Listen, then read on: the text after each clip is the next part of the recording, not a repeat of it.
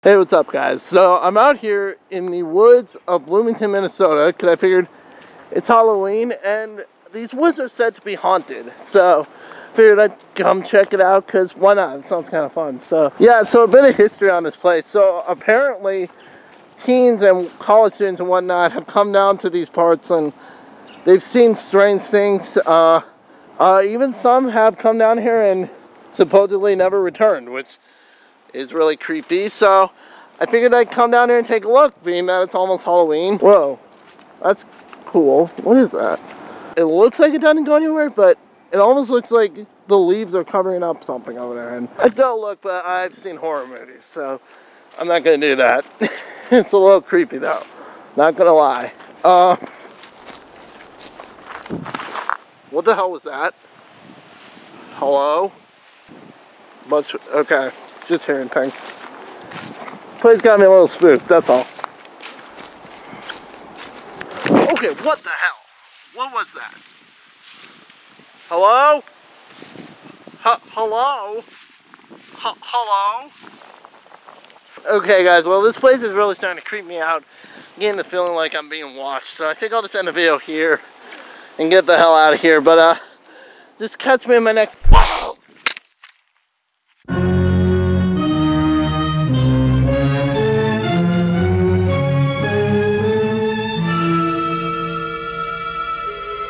The Blair Witch Project is about 3 student filmmakers who go into the woods of Burkittsville, Maryland in 1994, where they are going to make a documentary about the urban legend of the area, the Blair Witch. They end up getting lost in the woods and are never found again, but their footage is found 1 year later, and that is supposedly what we are watching in this movie. Even though this is considered to be one of the best horror films by a lot of critics, this film's actually kind of derisive amongst horror fans themselves. Some fans see this as a classic, whereas other fans just see it as 3 people in the woods swearing and getting more and more pissed off, and then something weird happens at the end. And while I can understand a little bit how someone could come to that opinion, I strongly disagree, because I consider this to be an excellent horror movie.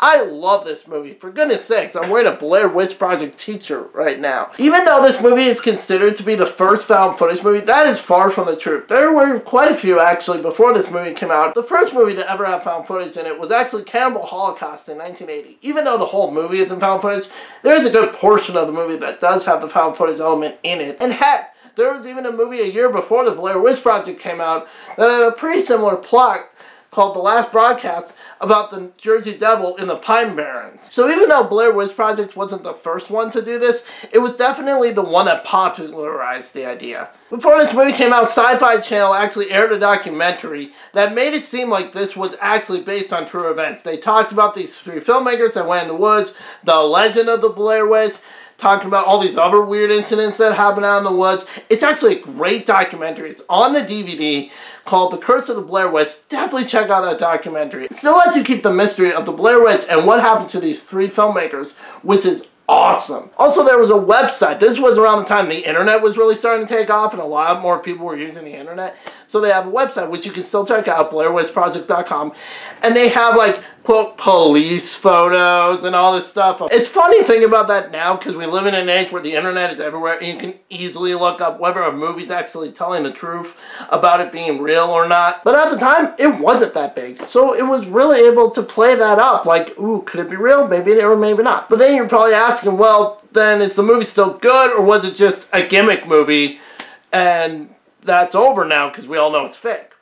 For my money, it's still great. It's still an excellent horror film because of the atmosphere. I mean, first off, the woods are freaking creepy. Have you ever been in the woods alone?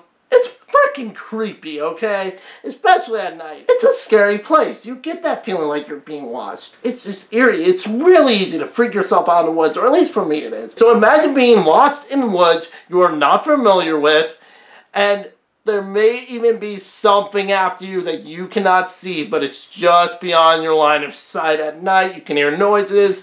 One of my favorite scenes in the movie is when the 3 are walking through this area of trees and they come across all these creepy stick figures hanging from trees that look exactly like this symbol from the poster. That is creepy because you're just like, who made this? Weird witchcraft looking figures. What is going on out here? That's what's going on in their heads, and because you're with the characters, you're wondering that too. That's where the found footage element really comes in well with this movie.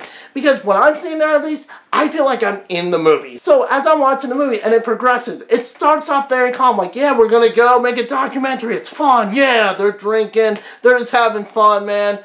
And you're kind of enjoying it too. And then when you get into the woods and it starts getting worse and stuff starts going down and starts getting creepier, you start to feel on edge and really creeped out. That's a sign of a great horror movie that can just suck you into its world.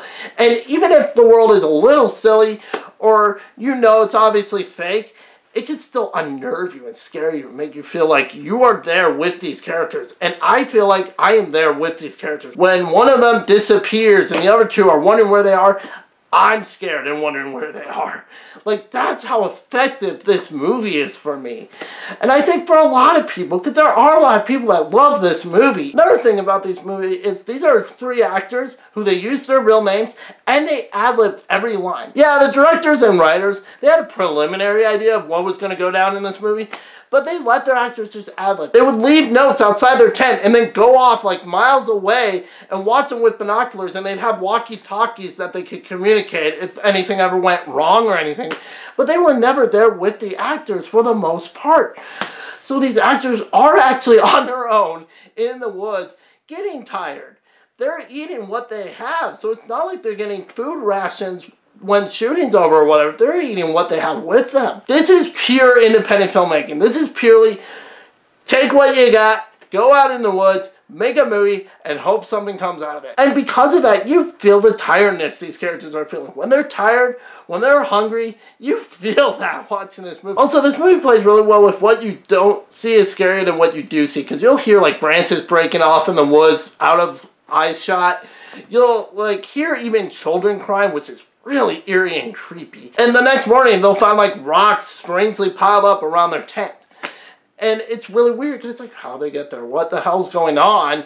Who is following them? It's just unsettling watching this movie. This is pure suspense, pure atmosphere, and that's what I love about a great horror movie, when you can just get sucked in and get the chills, just feel on edge watching the movie, and it sticks with you after you're done watching the movie when you're home alone at night. That's an effective, scary movie. This is one of my all-time favorite horror movies, and I'm going to give this movie 5 out of 5 stars. Well, hope you enjoyed this review. As you can probably tell, I'm not going to be able to get 31 horror movie reviews out this month. Sorry about that. I just didn't have the time. I thought I might, but I didn't.